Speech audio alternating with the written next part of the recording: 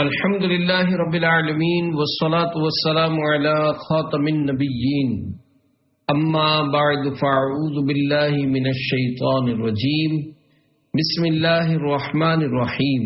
لوح محفوظ کے بارے میں دلچسپ معلومات۔ امیر اہل سنت دامت برکاتہم العالیہ کی کتاب نیکی کی دعوت کی ایک قسط مع ترمیم و اضافہ بنام لوح محفوظ کے بارے میں دلچسپ معلومات۔ یہ مضمون نیکی کی دعوت کے صفحہ 376 سے 395 سے لیا گیا ہے۔ دعائے عطار، یا رب المصطفیٰ، جو کوئی 21 صفحات کا رسالہ لوح محفوظ کے بارے میں دلچسپ معلومات پڑھ یا سن لے، اسے علم و عمل کی دولت سے نواز اور اسے والدین و خاندان سمیت بے حساب بخش دے، آمین بجاہ خاتم النبیین صلی اللہ علیہ وآلہ وسلم۔ درود شریف کی فضیلت۔ فرمان آخری نبی صلی اللہ علیہ وآلہ وسلم، جسے کوئی مشکل پیش آئے اسے مجھ پر کثرت سے درود پڑھنا چاہیے، کیونکہ مجھ پر درود پڑھنا مصیبتوں اور بلاؤں کو ٹالنے والا ہے۔ صلو علی الحبیب صلی اللہ علی محمد۔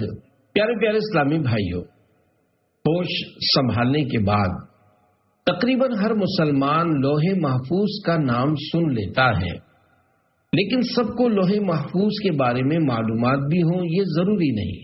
آئیے معلوم کرتے ہیں کہ لوح محفوظ کیا ہے۔ لوح محفوظ کا تذکرہ کرتے ہوئے اللہ پاک پارہ 30 سورۃ البروج آیت نمبر 21 اور 22 میں ارشاد فرماتا ہے، بل ہوا قرآن مجید فی لوح محفوظ۔ ترجمہ کنز الایمان، بلکہ وہ کمال شرف والا قرآن ہے لوح محفوظ میں۔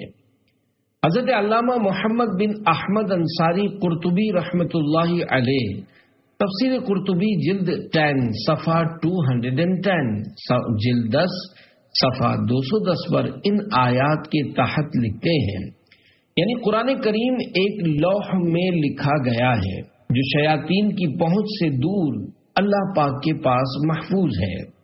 علماء کرام رحمۃ اللہ علیہم لکھتے ہیں، لوح محفوظ میں مخلوق کی تمام اقسام اور ان کے متعلق تمام امور، مثلا موت، رزق، اعمال اور اس کے نتائج اور ان پر نافذ ہونے والے فیصلوں کا بیان ہے۔ لوح محفوظ کہاں ہے؟ حضرت مقاتل رحمۃ اللہ علیہ نے فرمایا، لوح محفوظ عرش کی دائیں یعنی سیدھی جانب ہے۔ لوح محفوظ سفید موتی سے بنی ہے۔ حضرت ابن عباس رضی اللہ عنہما سے روایت ہے کہ اللہ پاک کے محبوب صلی اللہ علیہ وآلہ وسلم نے ارشاد فرمایا، لوح محفوظ سفید موتی سے بنی ہے، اس کا قلم نور اور کتابت یعنی لکھائی بھی نور ہے۔ سب سے پہلے لوح محفوظ میں کیا لکھا گیا؟ حضرت ابن عباس رضی اللہ عنہما نے فرمایا، اللہ پاک نے سب سے پہلی چیز لوح محفوظ میں یہ لکھی کہ میں اللہ ہوں، میرے سوا کوئی عبادت کا مستحق نہیں، محمد صلی اللہ علیہ وآلہ وسلم میرے رسول ہیں۔ جس نے میرے فیصلے کو تسلیم کر لیا اور میری نازل کی ہوئی مصیبت پر صبر کیا اور میری نعمتوں کا شکر ادا کیا تو میں نے اس کو صدیق لکھا ہے اور اس کو صدیقین کے ساتھ اٹھاؤں گا، اور جس نے میرے فیصلے کو تسلیم نہیں کیا اور میری نازل کی ہوئی مصیبت پر صبر نہیں کیا اور میری نعمتوں کا شکر ادا نہیں کیا، وہ میرے سوا جسے چاہے اپنا معبود بنا لے۔ تم نفس کے پیچھے لگ گئے ہو۔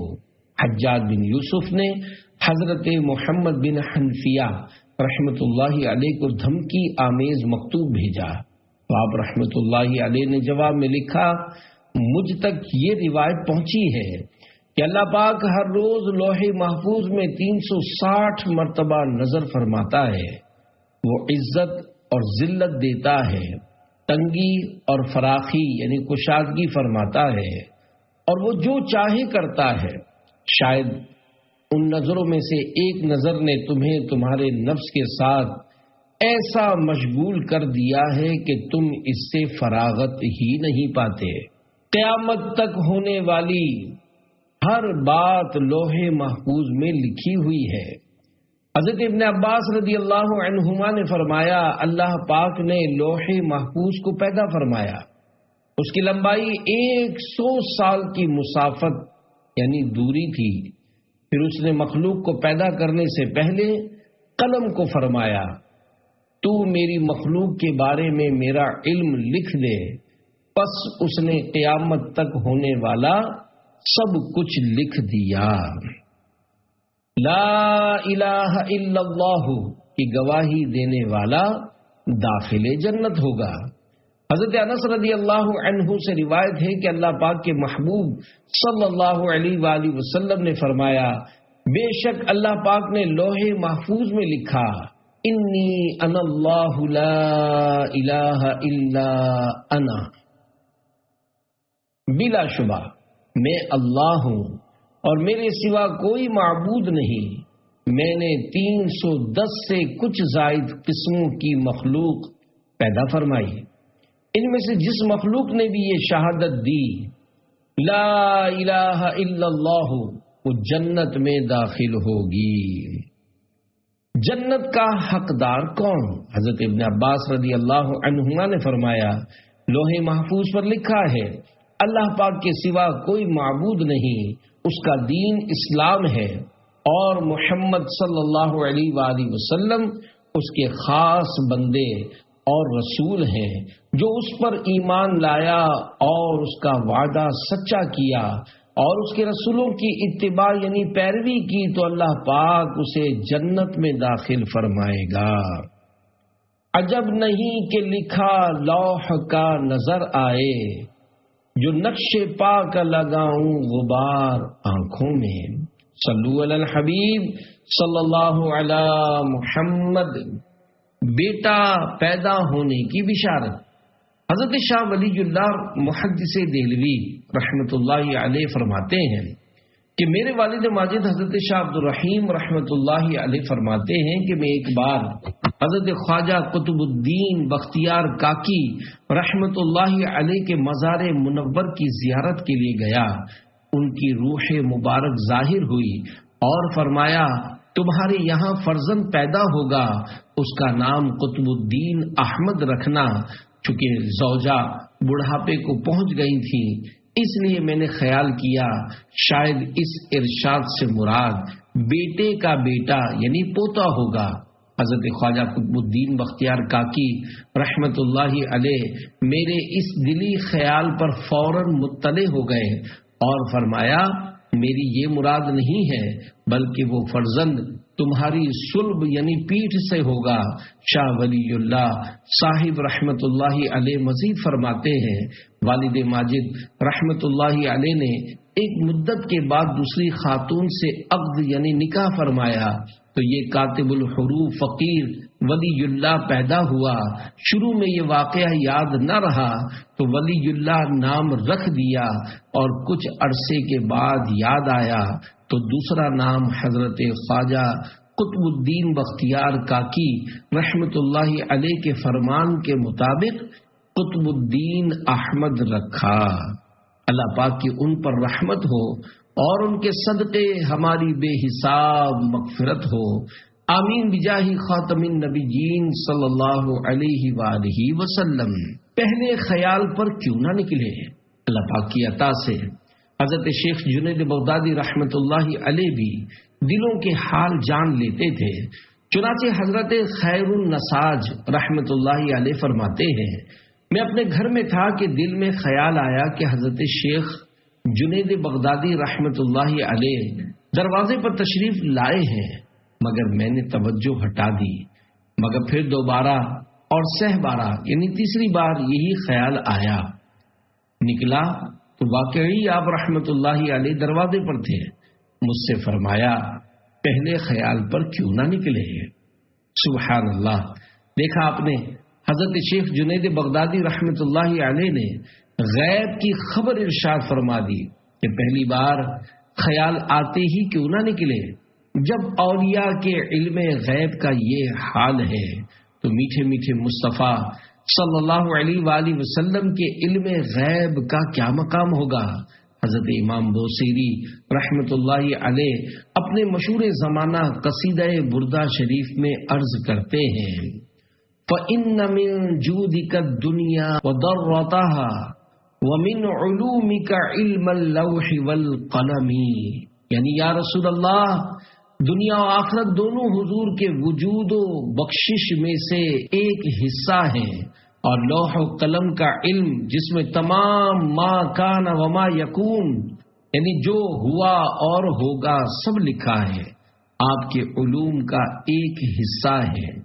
میرے آقا اعلی حضرت رحمت اللہ علیہ بارگاہ رسالت میں عرض گزار ہیں، خدا نے کیا تجھ کو آگاہ سب سے، دو عالم میں جو کچھ خفی و جلی ہے، کروں عرض کیا تجھ سے اے عالم السر، کہ تجھ پر میری حالت دل کھلی ہے۔ شرح کلام رضا، میرے آقا اعلی حضرت رحمت اللہ علیہ ان اشعار میں فرماتے ہیں، نمبر 1، یا رسول اللہ صلی اللہ علیہ وآلہ وسلم، دونوں جہانوں میں جو کچھ خفی و جلی یعنی چھپا اور ظاہر ہے اس سے اللہ پاک نے آپ کو آگاہ کر دیا ہے۔ نمبر 2، اے عالم السر، یعنی اے چھپے حالات جاننے والے، آپ سے کیا عرض کروں، آپ پر تو میرے دل کی ساری حالت ظاہر ہے۔ گرداب بلا میں پھنس کے کوئی طیبہ کی طرف جب تکتا ہے، سلطان مدینہ خود آ کر بگڑی کو بنایا کرتے ہیں۔ صلو علی الحبیب صلی اللہ علی محمد۔ وفات کے بعد بھی نیکی کی دعوت۔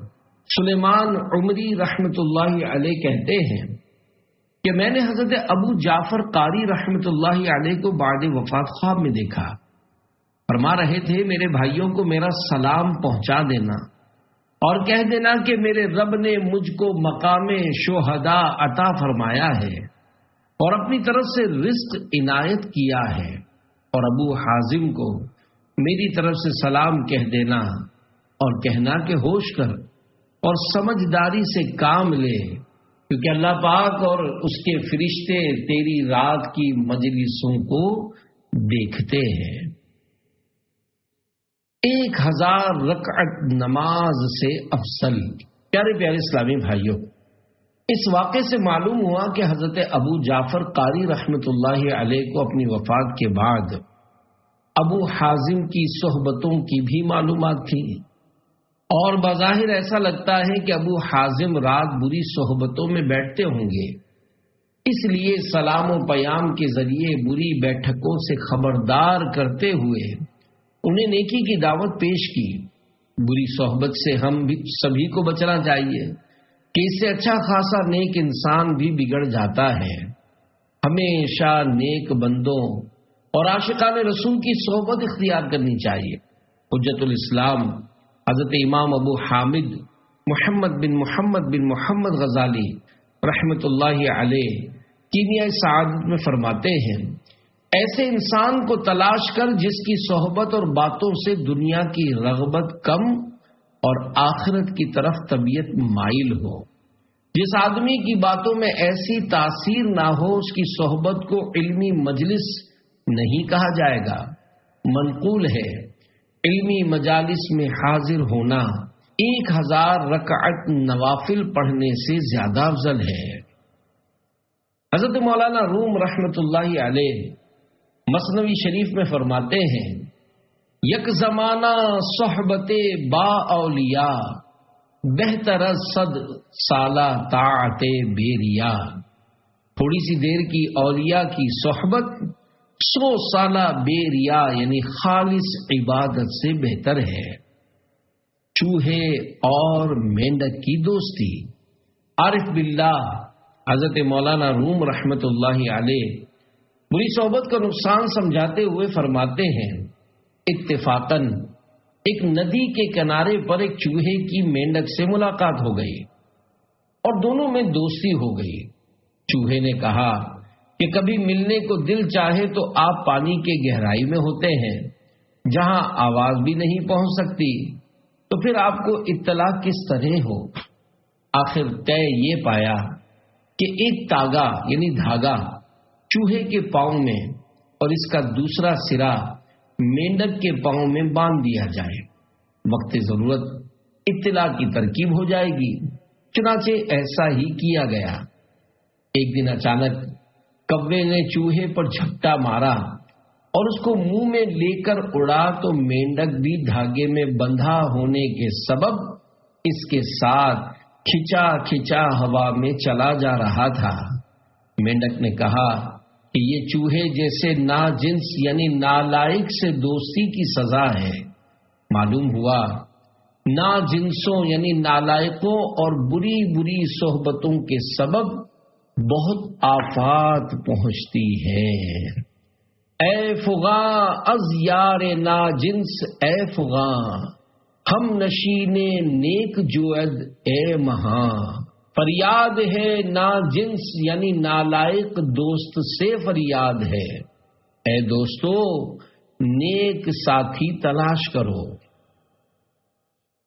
عاشقان رسول کی صحبتوں میں بیٹھو کہ ان کی محبت اور صحبت سے خوف خدا اور عشق مصطفیٰ صلی اللہ علیہ وآلہ وسلم حاصل ہوتا ہے۔ حدیث قدسی ہے، وجبت محبتی للمتحابین فیا والمتجالسین فیا والمتزاورین فیا والمتبادلین فیا۔ اللہ پاک ارشاد فرماتا ہے، جو لوگ میری وجہ سے آپس میں محبت رکھتے ہیں اور میری وجہ سے ایک دوسرے کے پاس بیٹھتے ہیں اور آپس میں ملتے جلتے ہیں اور مال خرچ کرتے ہیں، ان سے میری محبت واجب ہو گئی۔ حدیث پاک بیان کرنے والے مبلغ کی حکایت۔ حضرت عبدان بن محمد مروزی رحمت اللہ علیہ فرماتے ہیں، میں نے حافظ یعقوب بن سفیان رحمت اللہ علیہ کو خواب میں دیکھا تو پوچھا، ما فعل اللہ بکا، یعنی اللہ پاک نے آپ کے ساتھ کیا معاملہ فرمایا؟ جواب دیا، اللہ پاک نے میری مغفرت کر دی اور فرمایا کہ تم جس طرح دنیا میں حدیث بیان کرتے تھے آسمان پر بھی بیان کرو۔ چنانچہ میں نے چوتھے آسمان پر حدیث پاک بیان کی تو فرشتے میرے پاس جمع ہو گئے اور حضرت جبریل علیہ السلام نے مجھے حدیث پاک املا کروانے کا حکم دیا۔ پھر فرشتوں نے اس حدیث شریف کو سنہری قلموں سے لکھا۔ والد مرحوم سبز لباس میں ملبوس مسکرا رہے تھے۔ پیارے پیارے اسلامی بھائیوں، دیکھا آپ نے علماء دین اور حدیثوں کے مبلغین کا کتنا بلند رتبہ ہے۔ بعد وفات مغفرت کی بشارت بھی عنایت ہوئی اور چوتھے آسمان پر فرشتوں کے درمیان حدیث پاک بیان کرنے کی سعادت بھی ملی اور فرشتوں نے اس حدیث مبارک کو سنہری قلموں سے تحریر فرمایا۔ آخرت میں جنت کی طلب رکھنے والوں، آپ بھی دعوت اسلامی کے سنت و بھرے اجتماعات اور سنت سیکھنے سکھانے کے مدنی قافلوں میں عاشقان رسول کے ہمراہ سنت و بھرے سفر کے ذریعے علم دین کا خزانہ اکٹھا کیجیے اور نیک اعمال پر عمل، سنتوں بھرے بیانات اور روزانہ فیضان سنت سے کم از کم 2 درس دے کر جنت الفردوس کے حصول کی سعی پائے ہم یعنی مسلسل کوشش جاری رکھیے۔ آپ کی ترغیب و تحریض کے لیے ایک مدنی بہار گوش گزار کی جاتی ہے۔ چنانچہ نشتر بستی کراچی کے ایک اسلامی بھائی نے جو کچھ بیان کیا وہ بالتصرف عرض کرتا ہوں۔ انہوں نے اپنے والد مرحوم کو خواب میں انتہائی کمزوری کی حالت میں برہنہ کسی کے سہارے پر چلتا ہوا دیکھا۔ انہیں تشویش ہوئی انہوں نے ایصال ثواب کی نیت سے ہر ماہ 3 دن کے مدنی قافلے میں سفر کی نیت کر لی اور سفر بھی شروع کر دیا۔ تیسرے ماہ مدنی قافلے سے واپسی کے بعد جب وہ گھر پر سوئے تو انہوں نے خواب میں یہ دلکش منظر دیکھا کہ والد مرحوم سبز سبز لباس زیبتن کیے بیٹھے مسکرا رہے ہیں اور ان پر بارش کی ہلکی ہلکی فوار برس رہی ہے۔ الحمدللہ مدنی قافلے میں سفر کی اہمیت ان پر خوب اجاگر ہوئی اور انہوں نے پکی نیت کی ہے کہ انشاءاللہ ہر ماہ 3 دن کے لیے عاشقان رسول کے ساتھ سفر جاری رکھوں گا۔ مانگو آ کر دعا قافلے میں چلو، پاؤ گے مدعا قافلے میں چلو، خوب ہوگا ثواب اور ٹلے گا عذاب، ہوگا فضل خدا قافلے میں چلو، فوتگی ہو گئی گم گیا ہے کوئی، مانگنے کو دعا قافلے میں چلو۔ صلو علی الحبیب صلی اللہ علی محمد۔ کیا خواب سے یقینی علم حاصل ہو جاتا ہے؟ پیارے پیارے اسلامی بھائیوں، اچھے خواب بے شک اچھے ہوتے ہیں۔ یاد رکھیے، نبی کا خواب وحی پر مشتمل ہوتا ہے، جبکہ غیر نبی کے خواب کی یہ حیثیت نہیں اور اس کا خواب حجت یعنی دلیل نہیں ہوتا۔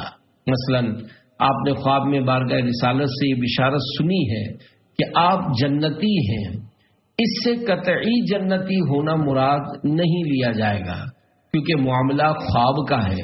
بے شک اللہ پاک کے پیارے حبیب صلی اللہ علیہ وآلہ وسلم کو جس نے خواب میں دیکھا اس نے حق دیکھا کہ شیطان آپ صلی اللہ علیہ وآلہ وسلم کی صورت مبارکہ میں نہیں آ سکتا۔ جو بات ارشاد فرمائی وہ بھی حق اور حق کے سوا کچھ نہیں۔ تاہم خواب میں چکے حواس مزمحل یعنی کمزور ہوتے ہیں، اس لیے یقین کے ساتھ یہ نہیں کہا جا سکتا کہ جو کچھ فرمایا گیا وہ خواب دیکھنے والے نے حرف بہ حرف درست سنا۔ سننے اور سمجھنے میں غلط فہمی کا ہر امکان موجود ہے، لہذا خواب میں دیے ہوئے حکم پر عمل کرنے سے پہلے حکم شریعت کو دیکھنا ہوگا۔ اگر خواب والی بات شریعت سے نہیں ٹکراتی تو بے شک اس پر عمل کیا جا سکتا ہے، تاہم خواب میں ملے ہوئے حکم پر عمل کرنا شرعاً واجب نہیں، اور اگر وہ بات ہی خلاف شرع ہے تو عمل نہیں کیا جائے گا۔ اس بات کو اس مثال سے سمجھیے جس میں میرے آقا اعلی حضرت امام اہل سنت حضرت علامہ مولانا الحاج الحافظ القاری شاہ امام احمد رضا خان رحمت اللہ علیہ فرماتے ہیں، خواب میں شراب نوشی کا حکم دیا یا منع فرمایا؟ میرے آقا اعلی حضرت رحمت اللہ علیہ فرماتے ہیں، ایک شخص نے خواب دیکھا کہ جناب رسالت باب صلی اللہ علیہ وآلہ وسلم معاذ اللہ اسے شراب نوشی کا حکم دے رہے ہیں۔ امام جعفر صادق رحمت اللہ علیہ کی خدمت میں یہ معاملہ پیش کیا گیا۔ آپ رحمت اللہ علیہ نے ارشاد فرمایا، رسول اللہ صلی اللہ علیہ وآلہ وسلم نے تجھے شراب پینے سے روکا ہے، تیرے سننے میں الٹا آیا۔ اور یہ بھی یاد رکھا جائے کہ اس معاملے میں فاسق و متقی برابر ہیں، چنانچہ نہ تو متقی کا خواب میں کسی حکم کا سننا اس حکم کے صحیح ہونے کی دلیل ہے اور نہ ہی فاسق کا بیان یقینی طور پر جھوٹا۔ میرے تم خواب میں آؤ، میرے گھر روشنی ہوگی، میری قسمت جگا جاؤ، عنایت یہ بڑی ہوگی۔ صلو علی الحبیب صلی اللہ علی محمد۔ جب ایک نوجوان کو وضو غلط کرتے دیکھا، ایک بزرگ بغداد شریف کے کسی علاقے سے گزر رہے تھے، انہوں نے ایک نوجوان کو دیکھا جو اچھے طریقے سے وضو نہ کر رہا تھا، تو بڑے پیار بھرے انداز میں اس سے فرمایا، اے نوجوان وضو ٹھیک سے کیجیے، اللہ پاک دنیا آخرت میں آپ پر احسان فرمائے۔ یہ فرما کر وہ تشریف لے گئے۔ وہ نوجوان ان بزرگ کی نیکی کی دعوت دینے کے میٹھے میٹھے انداز سے بے حد متاثر ہوا اور وضو کے بعد ان بزرگ کی خدمت میں حاضر ہو کر نصیحت کا طالب ہوا۔ انہوں نے نیکی کی دعوت دیتے ہوئے 3 مدنی پھول ارشاد فرمائے۔ نمبر 1، جان لیجئے جس نے رب کائنات کی معرفت پالی، یعنی اللہ کریم کو پہچان لیا، وہ نجات پا گیا۔ نمبر 2، جس نے اپنے دین کے معاملے میں خوف کیا، یعنی اللہ پاک سے ڈرا، وہ تباہی سے بچ گیا۔ نمبر 3، جس نے دنیا میں زہد یعنی بے رغبتی کو اختیار کیا، وہ اللہ پاک کی طرف سے جب کل بروز یعنی بروز محشر اس کا ثواب دیکھے گا تو اس کی آنکھیں ٹھنڈی ہوں گی۔ پھر فرمایا، کیا کچھ مزید نہ بتاؤں؟ عرض کی ضرور ارشاد ہو۔ فرمایا، جس میں 3 خوبیاں جمع ہو گئیں اس کا ایمان مکمل ہو گیا۔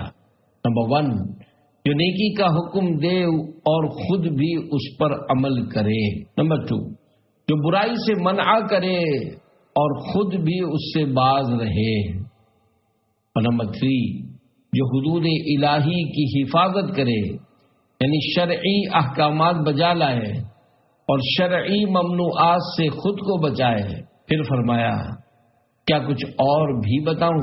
عرض کی کیوں نہیں، ضرور ارشاد فرمائیے۔ فرمایا، دنیا سے بے رغبت اور آخرت کا شوق رکھنے والے ہو جائیے اور اپنے ہر کام میں رب الانام سے سچ کا معاملہ کیجیے، نجات پانے والوں کے ساتھ نجات پا جائیں گے۔ یہ فرما کر وہ تشریف لے گئے۔ اس نوجوان نے ان بزرگ کے متعلق معلومات کی تو اسے بتایا گیا کہ حضرت امام شافعی رحمت اللہ علیہ تھے۔ اللہ پاک کی ان پر رحمت ہو اور ان کے صدقے ہماری بے حساب مغفرت ہو۔ آمین بجاہ خاتم النبیین صلی اللہ علیہ وآلہ وسلم۔ بیجا تنقید کے بجائے اصلاح کرنے والے بنے۔ پیارے پیارے اسلامی بھائیوں، دیکھا آپ نے کروڑوں شافیوں کے پیشوا حضرت محمد بن ادریس المعروف امام شافعی رحمت اللہ علیہ نے کتنی محبت و شفقت کے ساتھ انفرادی کوشش فرمائی اور اچھے طریقے سے وضو نہ کرنے والے نوجوان کے وضو کی اصلاح بھی کی اور اسے نیکی کی دعوت بھی دی۔ کاش ہم بھی یہی انداز اختیار کرنے میں کامیاب ہو جائیں۔ ہمیں بھی یہ توفیق نصیب ہو جائے کہ جب کسی کی وضو میں غلطیاں اور نماز میں کوتاہیاں دیکھیں، جھوٹ، غیبت و چغلی کے گناہوں میں کسی کو مبتلا پائیں تو پیچھے سے اس پر بیجا تنقید اور اس کی برائی کر کے خود غیبت کی گہری کھائی میں چھلانگ لگانے کے بجائے اس کو گناہوں کی دلدل سے نکالنے کی سعی کریں۔ نہایت نرمی اور پیار سے اس کو سمجھانے اور ثواب آخرت کے خزانے سمیٹنے والے بنے۔ ہم خلوص نیت کے ساتھ کسی کو سمجھائیں گے تو انشاءاللہ الکریم اس کا ضرور فائدہ ہوگا، اور فائدہ کیوں نہ ہو کہ سمجھانے سے فائدہ پہنچنے کا خود رب الانام جل جلالہ اپنے سچے کلام میں اعلان فرما چکا، یعنی خبر ارشاد فرما چکا۔ چنانچہ دعوت اسلامی کے ترجمے والے پاکیزہ قرآن کنز الایمان مع خزائن العرفان صفحہ 964 پر پارہ 27 سورۃ الزاریات آیت نمبر 55 میں ہے، وَذَكِّرْ فَإِنَّ الذِّكْرَىٰ تَنفَعُ الْمُؤْمِنِينَ۔ ترجمہ کنز الایمان، اور سمجھاؤ کہ سمجھانا مسلمانوں کو فائدہ دیتا ہے۔ جسے نیکی کی دعوت دوں سنے دل سے کرم یا رب، زباں میں دے اثر کر دے عطا زور قلم یا رب۔ صلو علی الحبیب صلی اللہ علی محمد۔ وضو کا طریقہ حنفی ہے۔ پیارے پیارے اسلامی بھائیوں، مذکورہ واقعے میں حضرت امام شافعی رحمت اللہ علیہ کے نوجوان کے وضو کی اصلاح فرمانے کا تذکرہ ہے۔ جب اس دور میں بھی لوگ وضو میں غلطیاں کر جاتے تھے تو آج کا دور تو اس سے بھی نازک تر ہے، بلکہ اس بات کا مشاہدہ ہے کہ مسلمانوں کی اکثریت درست طریقے پر وضو کرنا نہیں جانتی۔ لہذا آئیے ہم بھی وضو کا طریقہ سیکھتے ہیں۔ دعوت اسلامی کے مکتبۃ المدینہ کی 496 صفحات پر مشتمل کتاب نماز کے احکام صفحہ 7 تا 13 پر ہے۔ کعبۃ اللہ شریف کی طرف منہ کر کے اونچی جگہ بیٹھنا مستحب ہے۔ وضو کے لیے نیت کرنا سنت ہے۔ نیت نہ ہو تب بھی وضو ہو جائے گا مگر ثواب نہیں ملے گا۔ نیت دل کے ارادے کو کہتے ہیں۔ دل میں نیت ہوتے ہوئے زبان سے بھی کہہ لینا افضل ہے، لہذا زبان سے اس طرح نیت کیجئے کہ میں حکم الہی بجا لانے اور پاکی حاصل کرنے کے لیے وضو کر رہا ہوں۔ بسم اللہ کہہ لیجئے کہ یہ بھی سنت ہے، بلکہ بسم اللہ والحمد للہ کہہ لیجئے کہ جب تک باوضو رہیں گے فرشتے نیکیاں لکھتے رہیں گے۔ اب دونوں ہاتھ 3 بار پہنچوں تک دھوئیے۔ نل بند کر کے دونوں ہاتھ کی انگلیوں کا خلال بھی کیجیے۔ کم از کم 3 بار دائیں بائیں اوپر نیچے کے دانتوں میں مسواک کیجیے اور ہر بار مسواک دھو لیجیے۔ حضرت امام محمد بن محمد غزالی رحمت اللہ علیہ فرماتے ہیں، مسواک کرتے وقت نماز میں قرآن مجید کی قراءت اور ذکر اللہ کے لیے منہ پاک کرنے کی نیت کرنی چاہیے۔ اب سیدھے ہاتھ کے 3 چلو پانی سے ہر بار نل بند کر کے اس طرح 3 کلیاں کیجیے کہ ہر بار منہ کے ہر پرزے پر حلق کے کنارے تک پانی بہہ جائے۔ اگر روزہ نہ ہو تو غرغرہ بھی کر لیجیے۔ پھر سیدھے ہی ہاتھ کے 3 چلو یعنی اب ہر بار آدھا چلو پانی کافی ہے سے ہر بار نل بند کر کے 3 بار ناک میں نرم گوشت تک پانی چڑھائیے، اور اگر روزہ نہ ہو تو ناک کی جڑ تک پانی پہنچائیے۔ اب نل بند کر کے الٹے ہاتھ سے ناک صاف کر لیجیے اور چھوٹی انگلی ناک کے سوراخوں میں ڈالیے۔ 3 بار سارا چہرہ اس طرح دھوئیے کہ جہاں سے عادتاً سر کے بال اگنا شروع ہوتے ہیں وہاں سے لے کر تھوڑی کے نیچے تک اور ہر ایک کان کی لو سے دوسرے کان کی لو تک ہر جگہ پانی بہہ جائے۔ اگر داڑھی ہے اور احرام باندھے ہوئے نہیں ہے تو نل بند کرنے کے بعد اس طرح خلال کیجیے کہ انگلیوں کو گلے کی طرف سے داخل کر کے سامنے کی طرف نکالیے۔ پھر پہلا سیدھا ہاتھ انگلیوں کے سرے سے دھونا شروع کر کے کوہنیوں سمیت 3 بار دھوئیے۔ اس طرح پھر الٹا ہاتھ دھو لیجیے۔ دونوں ہاتھ آدھے بازو تک دھونا مستحب ہے۔ اکثر لوگ چلو میں پانی پہنچنے سے 3 بار چھوڑ دیتے ہیں کہ کوہنی تک بہتا چلا جاتا ہے۔ اس طرح کرنے سے کوہنی اور کلائی کی کروٹوں پر پانی نہ پہنچنے کا اندیشہ ہے، لہذا بیان کردہ طریقے پر ہاتھ دھوئیے۔ اب چلو بھر کر کوہنی تک پانی بہانے کی حاجت نہیں، بلکہ بغیر اجازت صحیحہ ایسا کرنا اسراف ہے۔ اب نل بند کر کے سر کا مسح اس طرح کیجیے، دونوں انگوٹھوں اور کلمے کی انگلیوں کو چھوڑ کر دونوں ہاتھ کی 3 انگلیوں کے سرے ایک دوسرے سے ملا لیجیے اور پیشانی کے بال یا کھال پر رکھ کر کھینچتے ہوئے گدی تک اس طرح لے جائیے کہ ہتھیلیاں سر سے جدا رہیں۔ پھر گدی سے ہتھیلیاں کھینچتے ہوئے پیشانی تک لے آئیے۔ کلمے کی انگلیاں اور انگوٹھے اس دوران سر پر بالکل مس نہیں ہونے چاہیے۔ پھر کلمے کی انگلیوں سے کانوں کے اندرونی سطح کا اور انگوٹھوں سے کانوں کے باہری سطح کا مسح کیجیے اور چھنگلیاں یعنی چھوٹی انگلیاں کانوں کے سوراخوں میں داخل کیجیے اور انگلیوں کی پشت سے گردن کے پچھلے حصے کا مسح کیجیے۔ بعض لوگ گلے کا اور دھلے ہوئے ہاتھوں کی کوہنیوں اور کلائیوں کا مسح کرتے ہیں، یہ سنت نہیں ہے۔ فتاوی رضویہ جلد 4 صفحہ 621 پر مسح کا ایک طریقہ یہ بھی تحریر ہے۔ اس میں بالخصوص اسلامی بہنوں کے لیے سہولت بھی ہے، چنانچہ لکھا ہے مسح سر میں ادائے سنت کو یہ بھی کافی ہے کہ انگلیاں سر کے اگلے حصے پر رکھے اور ہتھیلیاں سر کی دونوں کروٹوں پر اور ہاتھ جما کر گدی تک کھینچتا لے جائے۔ سر کا مسح کرنے سے قبل ٹوٹی اچھی طرح بند کرنے کی عادت بنا لیجئے۔ بلا وجہ نل کھلا چھوڑ دینا یا ادھورا بند کرنا کہ پانی ٹپک کر ضائع ہوتا رہے اسراف و گناہ ہے۔ پہلے سیدھا پھر الٹا پاؤں ہر بار انگلیوں سے شروع کر کے ٹخنوں کے اوپر تک، بلکہ مستحب ہے کہ آدھی پنڈلی تک 3 بار دھو لیجئے۔ دونوں پاؤں کی انگلیوں کا خلال کرنا سنت ہے۔ خلال کے دوران نل بند رکھیے۔ اس کا مستحب طریقہ یہ ہے کہ الٹے ہاتھ کی چنگلیاں سے سیدھے پاؤں کی چنگلیاں کا خلال شروع کر کے انگوٹھے پر ختم کیجئے اور الٹے ہی ہاتھ کی چنگلیاں سے الٹے پاؤں کے انگوٹھے سے شروع کر کے چنگلیاں پر ختم کر لیجئے۔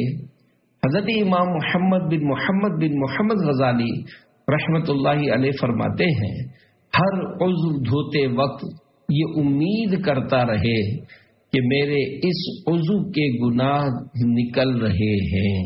وضو کے بچے ہوئے پانی میں 70 بیماریوں سے شفا۔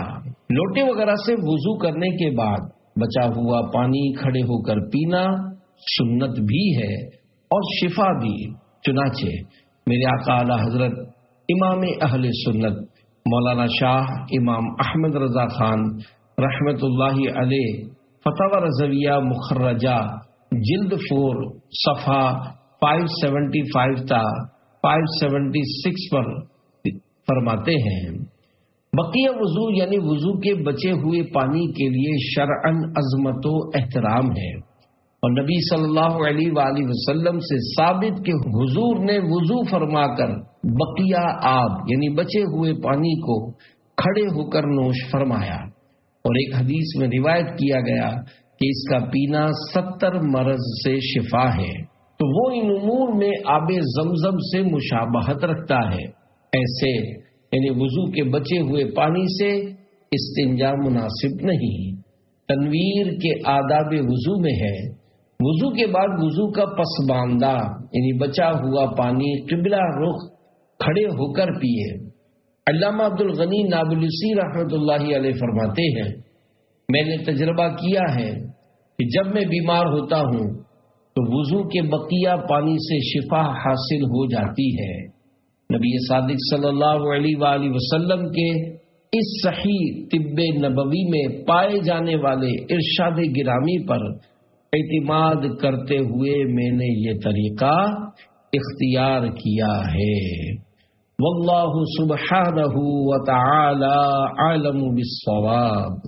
صلو علی الحبیب صلی اللہ علی محمد۔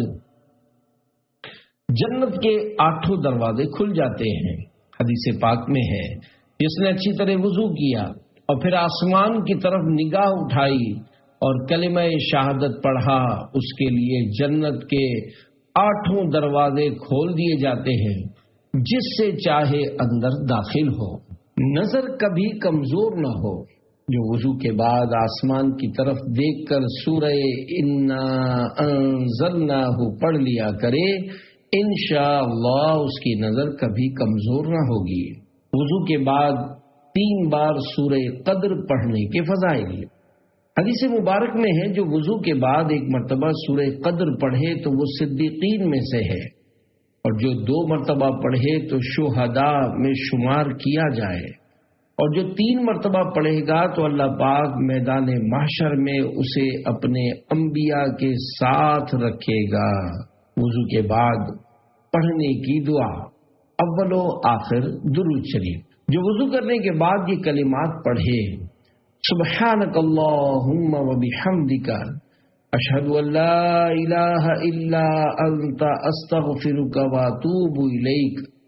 ترجمہ، اے اللہ تو پاک ہے اور تیرے لیے ہی تمام خوبیاں ہیں۔ میں گواہی دیتا ہوں کہ تیرے سوا کوئی معبود نہیں۔ میں تجھ سے بخشش چاہتا ہوں اور تیری بارگاہ میں توبہ کرتا ہوں۔ تو اس پر مہر لگا کر عرش کے نیچے رکھ دیا جائے گا اور قیامت کے دن اس پڑھنے والے کو دے دیا جائے گا۔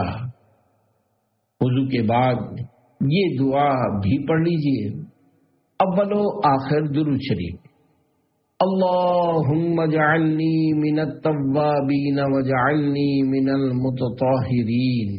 ترجمہ، اے اللہ مجھے کثرت سے توبہ کرنے والوں میں بنا دے اور مجھے پاکیزہ رہنے والوں میں شامل کر دے۔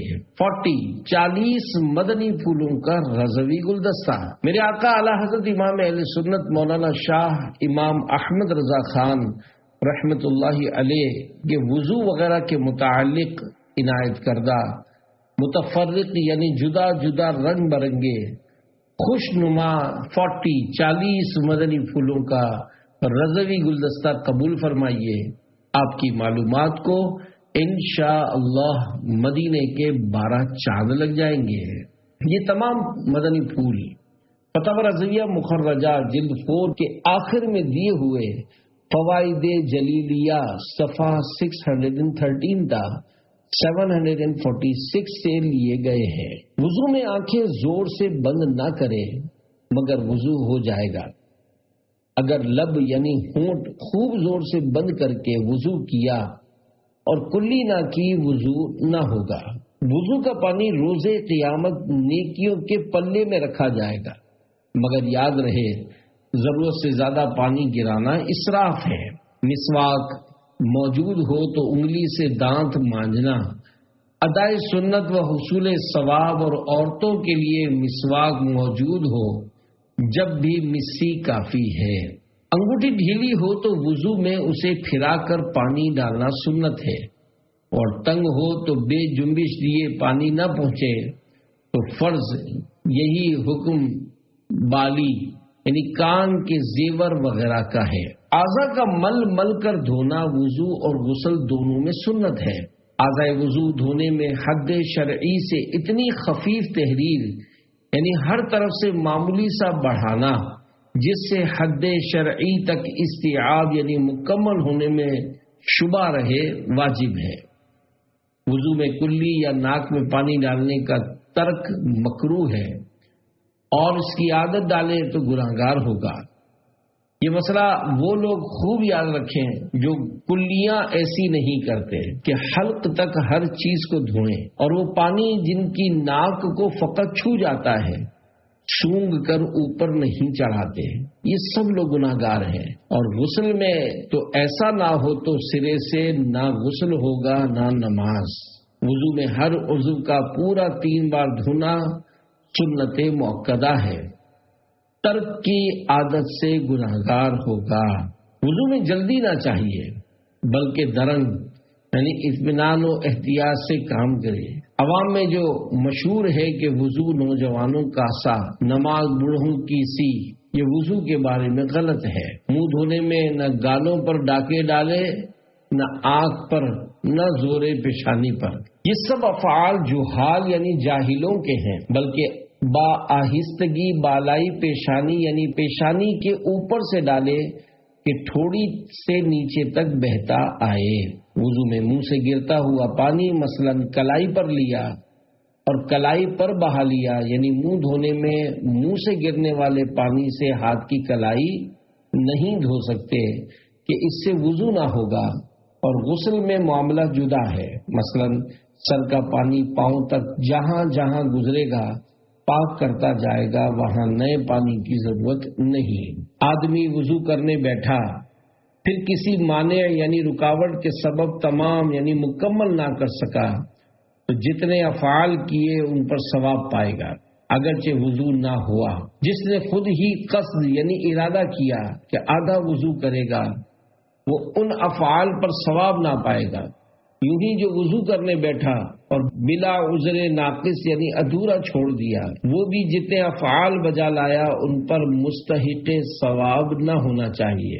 اگر سر پر می یعنی بارش کی بوندیں اتنی گری کہ چہارم یعنی چوتھائی سر بھیگ گیا، مسح ہو گیا، اگرچہ اس شخص نے ہاتھ لگایا نہ قصد یعنی نہ نیت و ارادہ کیا۔ اوس یعنی شبنم میں سر برہنہ یعنی ننگے سر بیٹھا اور اس سے چہارم سر کے قدر بھیگ گیا، مسح ہو گیا۔ اتنے گرم یا اتنے سرد پانی سے وضو مکروہ ہے جو بدن پر اچھی طرح نہ ڈالا جائے، تکمیل سنت نہ کرنے دے، اور اگر کوئی فرض پورا کرنے سے مانے یعنی رکاوٹ ہوا تو وضو ہی نہ ہوگا۔ پانی بیکار صرف یعنی خرچ کرنا یا پھینک دینا حرام ہے۔ اپنے یا دوسرے کے پینے کے بعد گلاس یا جگ کا بچا ہوا پانی خواہ مخواہ پھینک دینے والے توبہ کریں اور آئندہ اس سے بچیں۔ ناف سے زرد پانی بہہ کر نکلے، وضو جاتا رہے۔ خون یا پیپ آنکھ میں بہا مگر آنکھ سے باہر نہ گیا تو وضو نہ جائے گا۔ اسے کپڑے سے پونچھ کر پانی میں ڈال دے تو پانی ناپاک نہ ہوگا۔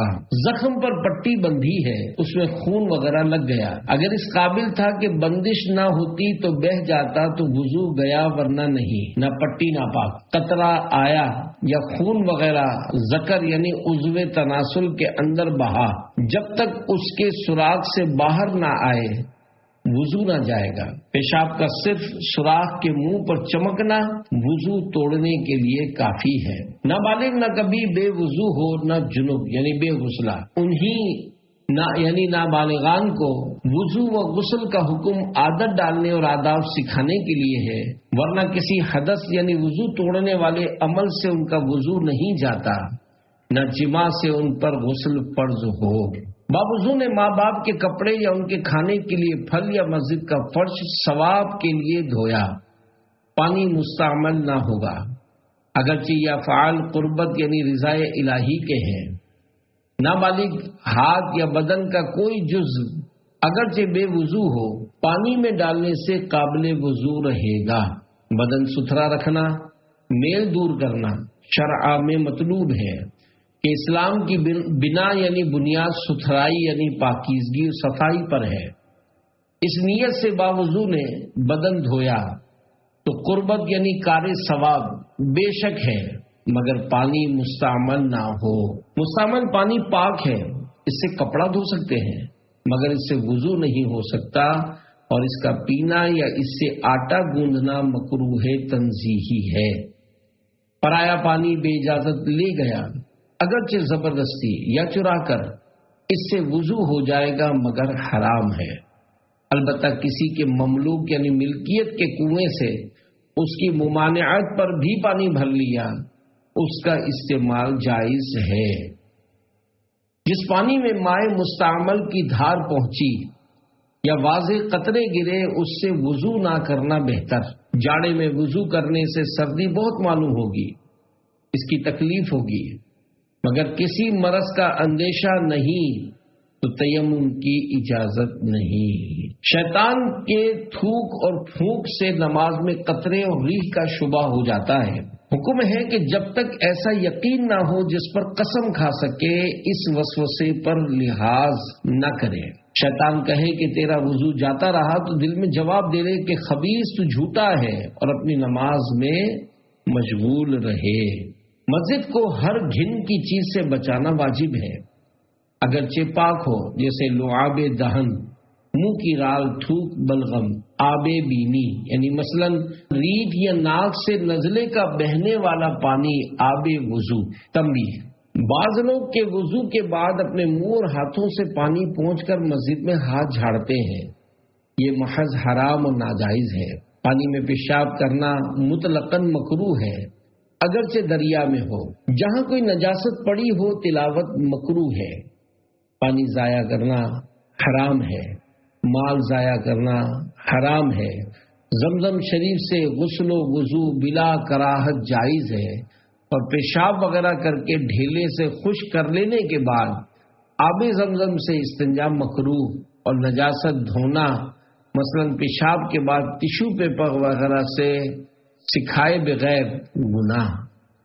وہ اسراف کے جو ناجائز و گناہ ہے وہ صرف ان دو صورتوں میں ہوتا ہے، ایک یہ کہ کسی گناہ میں صرف یعنی خرچ ہو وہ استعمال کریں، دوسرے بیکار محض مال ضائع کریں۔ غسل میت سکھانے کے لیے مردے کو نہلایا اور اسے غسل دینے کی نیت نہ کی، وہ بھی پاک ہو گیا، اور زندوں پر سے بھی فرض اتر گیا کہ فعل بالقصد کافی ہے، ہاں بے نیت ثواب نہ ملے گا۔ دین کی باتیں رہوں سنتا سناتا یا خدا، اور رہوں اس پر ہر عمل کرتا کراتا یا خدا صلو علی الحبیب صلی اللہ علی محمد۔ وضو کے ضروری احکام جاننے کے لیے نماز کے احکام میں شامل 63 صفحات پر مشتمل رسالہ وضو کا طریقہ حنفی کا ضرور مطالعہ فرمائیے۔